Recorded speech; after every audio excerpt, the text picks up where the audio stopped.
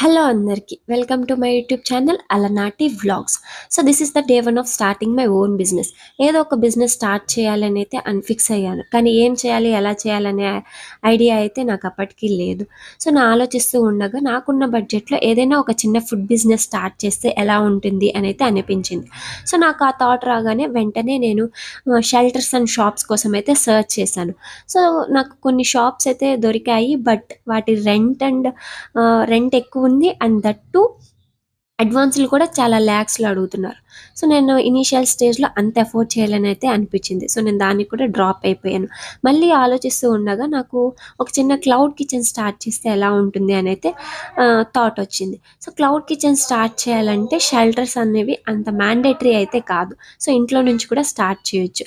నేను వెంటనే దాని గురించి ఇంకా డీప్‌గా రీసెర్చ్ చేయగా సో, ఏదైనా ఫుడ్ బిజినెస్ స్టార్ట్ చేయాలంటే ఫస్ట్ ఆఫ్ ఆల్ మనకి ఫుడ్ లైసెన్స్ మ్యాండేటరీ అని అయితే తెలిసింది.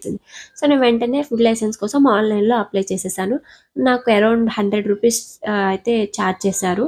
వితిన్ 10 డేస్‌లో నాకు లైసెన్స్ అయితే ఇష్యూడ్ అయిపోయింది. అండ్ నెక్స్ట్ మనం ఫుడ్ లైసెన్స్‌కి అప్లై చేసే ముందే మనం ఏ బిజినెస్ పెడుతున్నామో ఆ బిజినెస్ నేమ్ అయితే ముందుగానే ఫిక్స్ అయిపోవాలి.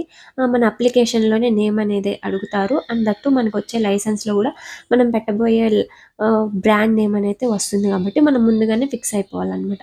సో అంతే వీడియో. ఇంకా డీటెయిల్స్ నేను నెక్స్ట్ వీడియోస్‌లో షేర్ చేస్తూ ఉంటాను. Thank you for watching. Don't forget to subscribe.